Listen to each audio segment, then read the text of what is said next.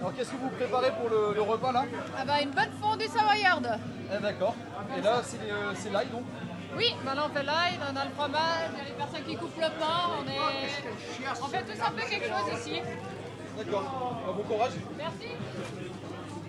Alors monsieur le président Convert, ancien président de la CR, vous importez la Savoie partout où vous allez, c'est ça hein?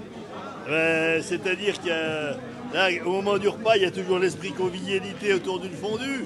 Hein, donc on est là avec nos collègues du Rhône et puis plus que le Rhône, on va dire les départements aux alentours. Donc bon, il y a la partie bien sûr action syndicale, mais la partie convivialité fait partie aussi de l'action syndicale. Puis la fondue des Savoies, vous êtes très convivialité, j'ai remarqué, monsieur. Ben, on est très convivial. C'est toujours, on est avec des amis dans ces cas-là. Hein, donc, qu'on partage. Il n'y en a plus que ça qui nous reste. Oui, il y en a un peu, c'est vrai. Il y a plus que ça.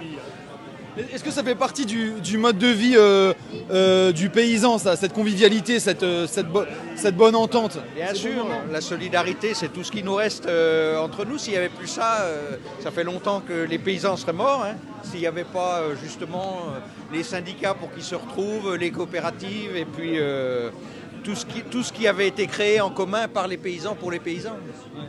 Et là, vous allez mettre du vin blanc dans cette fondue? Ah bah bien sûr, vin de Savoie. Aujourd'hui c'est la fondue, demain ce sera peut-être la raclette ou la tartiflette.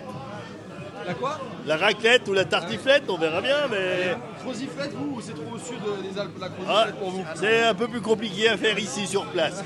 Donc c'est pour ça que fondue ou raclette, ça passe très bien. D'accord.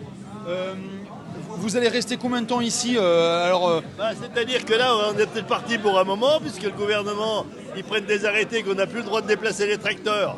Alors c'est pour ça que vous voyez un peu le ravitaillement.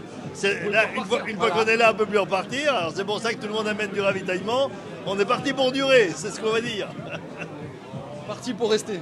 Parti pour rester, sauf si le Cornu, le Premier ministre, nous prend une mesure extraordinaire qui nous permet effectivement de partir dans la joie et la bonne humeur. Mais le CETA, il va passer, comment vous allez faire? Ah, le CETA, c'est déjà une vieille mode, ça. Là, on est au Mercosur. Pas le Mercosur. Ouais. Oui, Alors, ils nous disent tous que ça va être réglé, mais on ne sait pas de quelle manière ça va être réglé, mais nous, on a très bien compris. On va y avoir bien profond, comme on dit. Ouais. Qu'est-ce que vous allez faire Vous allez aller jusqu'où pour cette mobilisation? On va jusqu'où, là, pour l'instant, c'est ici. Peut-être qu'à partir de demain, ça va se déplacer sur Paris. On attend de voir si la neige arrive. Ils auront peut-être besoin de vous pour déneiger toutes les voitures à Paris qui s'en sortent pas là. On a des tracteurs avec des lames à neige, donc je pense que les Parisiens vont être contents de nous voir arriver. Ils vont faire appel à vous en fait. Voilà, en fait c'est à peu près ça qui est en train de se passer. On reçoit des SMS, venez, venez.